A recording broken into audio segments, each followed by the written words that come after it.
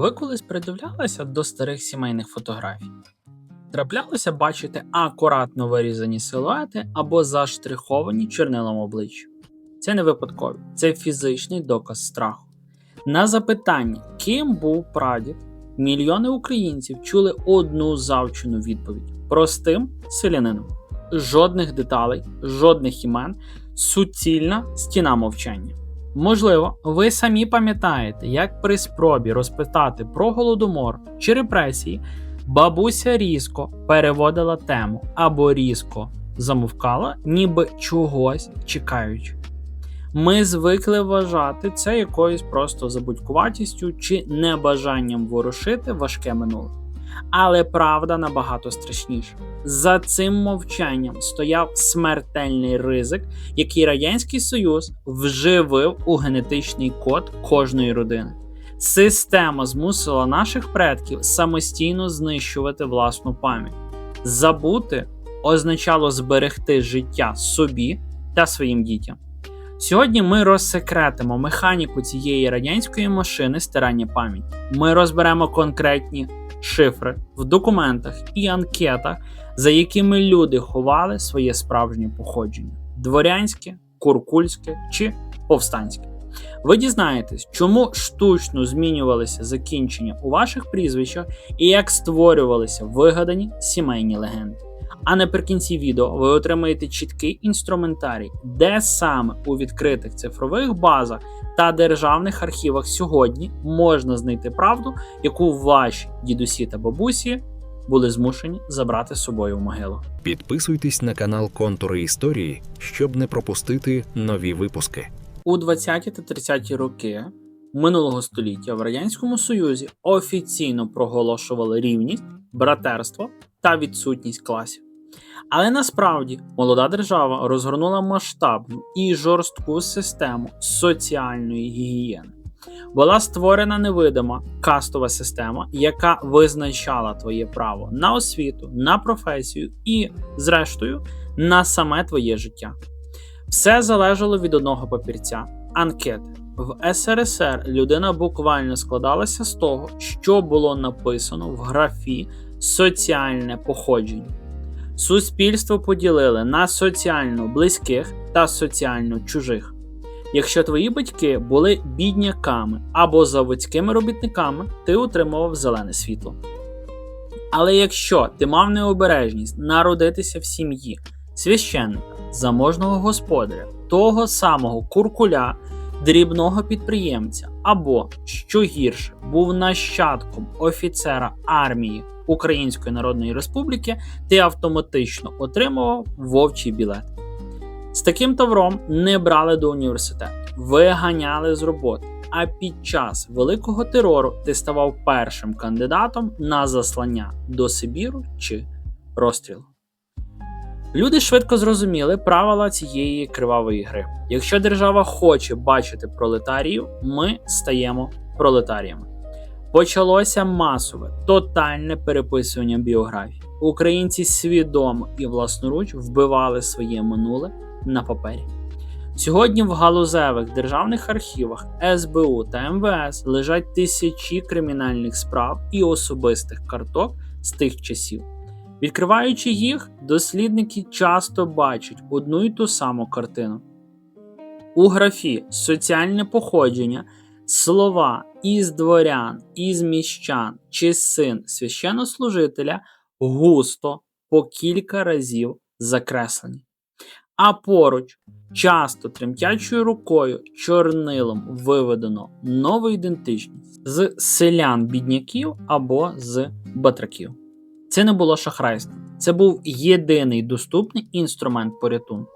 Люди розривали стосунки з неблагонадійними родичами, відмовлялися від батьків, масово втікали на інший кінець країни, наприклад, на шахти Донбасу чи на Урал, туди, де їх ніхто не знав, щоб почати життя з чистого аркушу. Вони палили листи, знищували родинні метрики, закопували старі фотографії в саду або вночі вирізали з них обличчя репресованих братів. Але найскладнішим було зберегти цю нову стерильну, так би мовити, таємницю від власних дітей.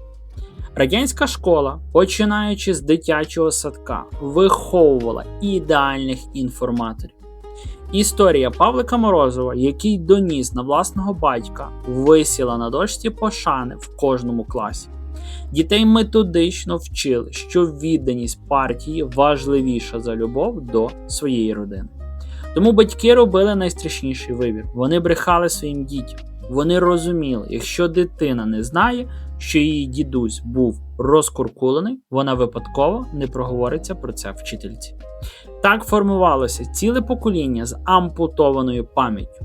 Батьки не співали українських пісень, які пам'ятали з власного дитинства.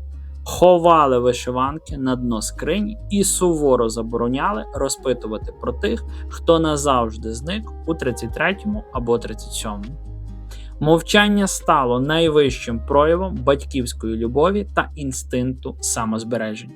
Але щоб надійно сховатися від ока НКВС, просто змінити графи в анкеті було замало. Доводилося йти на значно радикальніші кроки і змінювати саме звучання свого роду. Зміна прізвища була одним із найпростіших, але найдієвіших способів сховатися від пильного ока каральної системи. До речі, нещодавно на нашому каналі вийшло відео за українські прізвища. Вам тут виведу зараз на екрані, як це відео виглядає. Рекомендую додивитися це відео до кінця і після нього одразу переглянути це відео за прізвище. Викреслити небезпечне коріння означало розчинитися в безликому натовпі. Найчастіше це робилося через штучну русифікацію. Українські закінчення на енко, ук, юк безжально обрубувалися або до них додавали типові російські суфікси ов, єв, ін. Так родина Ковалів ставала Ковальовими, а Даниленко перетворювався на Даниленкова. Іноді достатньо було змінити всього лише одну чи дві літери, щоб прізвище назавжди втратило свій історичний шлейф і зв'язок із репресованими родичами. Коли родина тікала від розкуркулень, наприклад, з Полтавщини на шахти Донбасу чи на Урал, писар у конторі міг записати їхнє прізвище так, як йому заманеться на слух. І люди ніколи не сперечалися з чиновником. Вони раділи папірцю, який давав їм нове, безпечне життя. Звучати по-російськи тоді означало бути менш підозрілим для міліції та НКВС. До речі, про звучання. Аби контури історії звучали гучніше та ясніше, мені потрібна ваша допомога та підтримка. Зараз ми збираємо кошти на новий студійний мікрофон. Якщо ви цінуєте нашу роботу і хочете підтримати вихід нових відео, реквізити для донату є в описі під цим відео та у закріпленому коментарі і виведені зараз у вас у вигляді QR-кодів на екрані.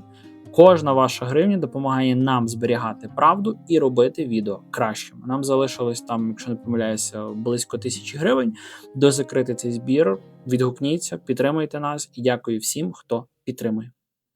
Коли нові документи були на руках, родині потрібна була залізна легенда. Ідеальна непробивна історія, яку не страшно було розповісти сусідам, колегам по роботі чи навіть вчителям у школі, щоб діти випадково не сказали зайвого.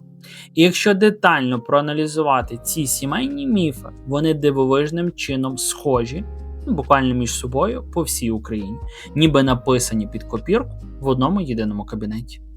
Перший і найпопулярніший міф, який ви теж гарантовано могли чути у своїй родині, всі наші документи згоріли.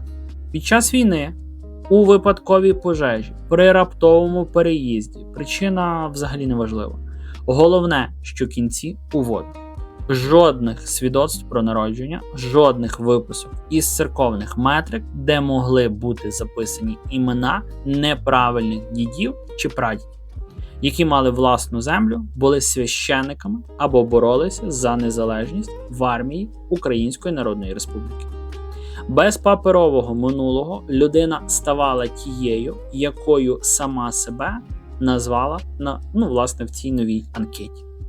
Другий типовий міф. Наш дідусь був сиротою, його підкинули добрим людям. Дуже часто за цією зворушливою історією ховалася абсолютно жорстока трагедія. Це були діти так званих ворогів народу, діти розстріляних українських інтелігентів або закатованих і висланих на вічну мерзлоту заможних селян. Цих дітей тисячами віддавали в радянські дитбудинки по всьому Союзу. Там їм назавжди стирали минуле і давали нові, ідеально правильні імена та прізвища, щоб виростити з них ідеально слухняних громадян без пам'яті про своїх розстріляних батьків. Третій поширений міф – ми приїхали здалеку, бо шукали кращого життя. Родини роками пояснювали свої раптові переїзди пошуком роботи чи втечею від бідності. І хоча економічні причини дійсно існували, найчастіше це була стрімка нічна втеча від вірного арешту. Зібрати одну валізу за годину, назавжди покинути рідну хату і поїхати нічним товарняком кудись у невідомість. Так рятувалися цілі сім'ї, змінюючи прописку, щоб загубитися просто на безкрайніх просторах Радянського Союзу. Читаючи ваші коментарі під попередніми відео про імена та прізвища, я постійно натрапляю на живі підтвердження цього тваринного страху. Хтось з вас згадував, моя бабуся ніколи не розповідала про своє дитинство. А коли по телевізору показували документальні фільми про Голодомор, вона просто мовчки плакала і йшла в іншу кімнату, так ніколи нічого і не пояснивши. Інший глядач поділився не менш разючою історією. У нас в родині завжди була стійка легенда, що ми маємо російське коріння. А кілька років тому, розбираючи старі архіви, ми випадково дізналися правду. Виявилося, наші предки – це розкуркулені українці з Поділля, які були змушені тікати зі свого села, змінивши прізвище і все життя прикидатися росіянами просто щоб вижити в ті часи.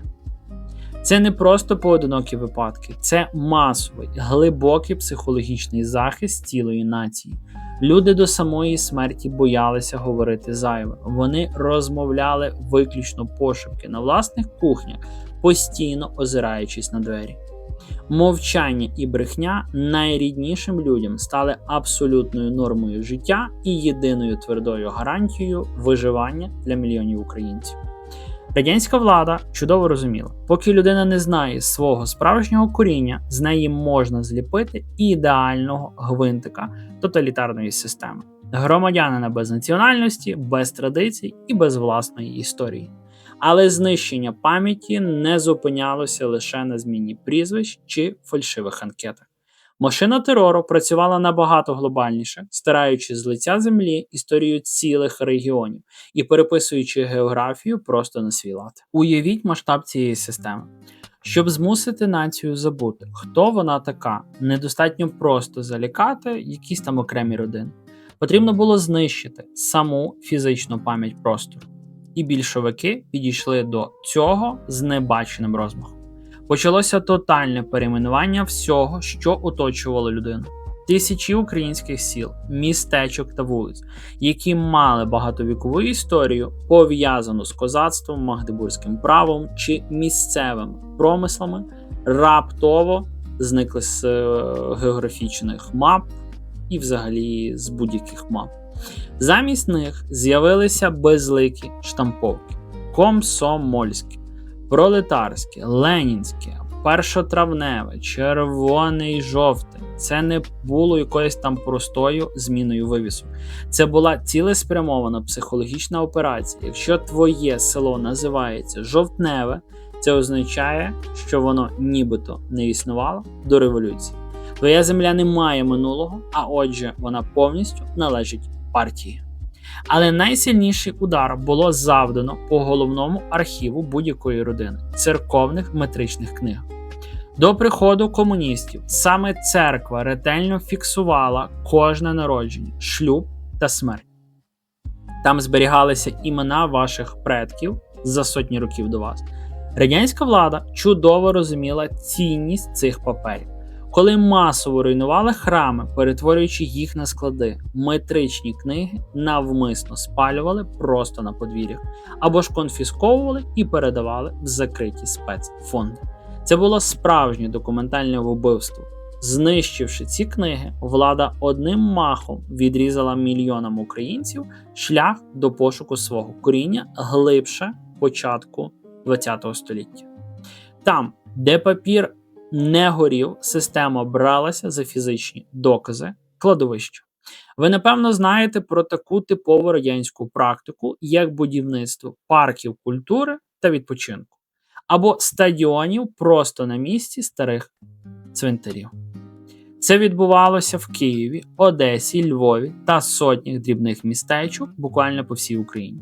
Бульдозери просто зносили старовинні хрести і родинні склепи, могильні плити йшли на фундаменти чи бордюри, а зверху ставили гойдалки та танцювальні майданчики. Люди в прямому сенсі змушені були гуляти на кістках власних дідів та прадідів.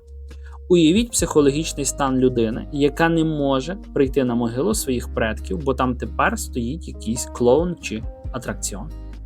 Пам'ять ставала злочином, а забуття нормою.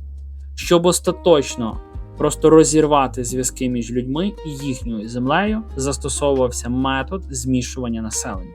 Після штучних голодоморів, коли українські села вимирали, туди ешелонами завозили переселенців з інших республік.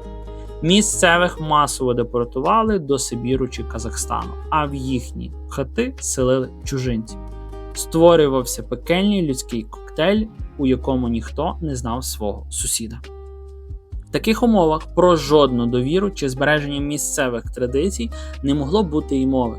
Кожен підозрював кожного.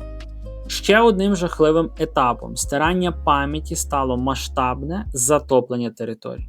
Під час будівництва каскаду гідроелектростанцій на Дніпрі під воду пішли сотні історичних українських сіл, місця колишніх січей та стародавні козацькі цвинтарі.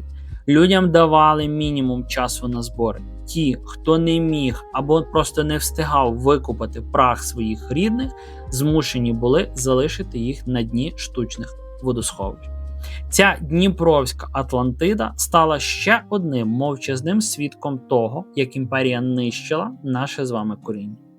Радянський Союз не просто хотів покірених громадян, він прагнув створити чистий аркуш. Людину без могил предків, без історичної назви рідного села, без запису про хрещення і з вигаданим прізвищем. Такою людиною ідеально легко керувати. Її можна відправити на будь-яке будівництво комунізму, і вона не ставатиме і близько на заваді, і не ставитиме зайвих запитань. Масштаб цього злочину проти пам'яті просто вражає. Здавалося, після таких десятиліть тотальної зачистки жодної надії знайти правду про свій рід вже буквально не залишилось. Архіви знищені, свідки залякані, прізвища змінені, а могили закатані в асфальт. Але правда в тому, що тоталітарна машина, незважаючи на всю свою жорстокість, була глибоко бюрократична.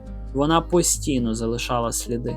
Товсті папки доповідей, допитів, таємних звітів і розстрільних списків. Усе це осідало в глибоких підвалах спецслужб. Те, що мало бути надійно приховано від наших з вами очей назавжди, сьогодні стало нашою найголовнішою зброєю у боротьбі за власну пам'ять. Сьогодні ми з вами маємо те, чого наші предки не мали й близько, скажімо так, можливості уявити. Доступ до інформації, яку десятиліттями тримали під грифом цілком таємно. Радянський Союз розпався, а його архіви в Україні, на відміну від Московії, сьогодні повністю відкриті для кожного з нас.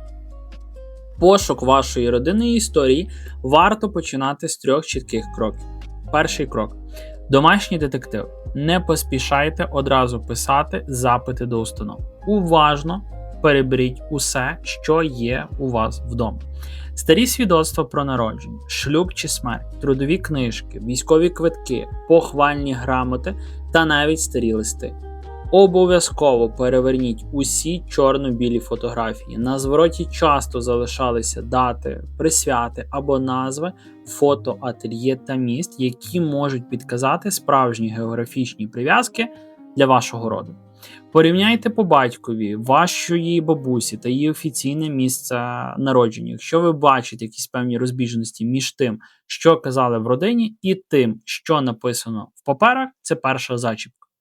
Другий крок – цифрові бази даних. Вам більше не потрібно одразу їхати в інші міста, адже мільйони документів вже є оцифровані. Почніть із пошуку на відкритих ресурсах. Насамперед, це електронний архів Українського визвольного руху, де зібрано тисячі документів про боротьбу та репресії. Посилання, поклик на цей електронний архів я залишу в описі даного відео.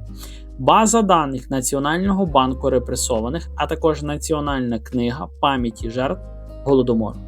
Просте введення вашого прізвища та регіону походження у стрічку пошуку може буквально за 5 хвилин розкрити таємницю, яку у вашій родині берегли майже століття. Ви можете раптово знайти картку розкуркуленого прадіда чи випуску з розстрільного списку 1937 року, про існування якої навіть не здогадувалися. Третій крок – звернення до державних архівів. В Україні діє один із найліберальніших архівних законів у Європі. Архів СБУ, галузеві архіви МВС та державні обласні архіви зобов'язані надавати інформацію про репресованих родичів за вашим запитом. Для цього не обов'язково бути професійним істориком. Достатньо написати офіційний лист або електронну заяву, вказавши всі відомі вам дані – прізвище, ім'я, по батькові, приблизний рік та місце народження чи арешту. І якщо кримінальна справа на вашого прадіда існує, ви маєте повне юридичне право отримати її цифрову копію, прочитати допити, побачити вирок і дізнатися справжнє місце його поховання. Сьогодні таємне стало відкритим, паркан мовчання, який зводився десятиліттями, нарешті впав. І все, що потрібно зараз, це ваші кілька годин часу та бажання дізнатися, чиєю кров'ю тече ваша власна історія. Ми часто несвідомо ображаємося на наших бабусь і дідусів за те, що вони забрали свої таємниці із собою. Нам здається, що вони нам не довіряли. Але правда в тому, що їхнє багаторічне мовчання було найвищим актом любові. Вони мовчали не тому, що не хотіли говорити. Вони стискали зуби, щоб ми з вами просто мали шанс вижити, щоб ми могли народитися. Радянська тоталітарна система зробила все, щоб розірвати ланцюг поколінь. Вони змусили мільйони українців боятися власного прізвища, цуратися своєї землі та ховати правду про розстріляних і закатованих предків. Але ця кривава машина прорахувалася в одному. Вона не змогла назавжди знищити наше бажання знати, хто ми є насправді. Сьогодні страху більше немає. Відкриті архіви чекають на ваші запити. І наш найголовніший обов'язок перед тими, хто був змушений мовчати все своє життя, це нарешті заговорити. Знайти документи, відновити справжнє прізвище, повернути пам'ять у кожну українську хату. Прошу вас прямо зараз зробити одну надзвичайно важливу річ. Напишіть у коментарях нижче історію своєї родини, яку найбільшу таємницю приховували ваші рідні, або яку дивну родинну легенду ви досі намагаєтеся розгадати. Діліться своїм досвідом, адже ваш коментар може стати тією самою зачіпкою, яка допоможе комусь іншому знайти свою правду. Не забувайте підписуватися на канал Контури Історії, щоб не пропустити нові розслідування.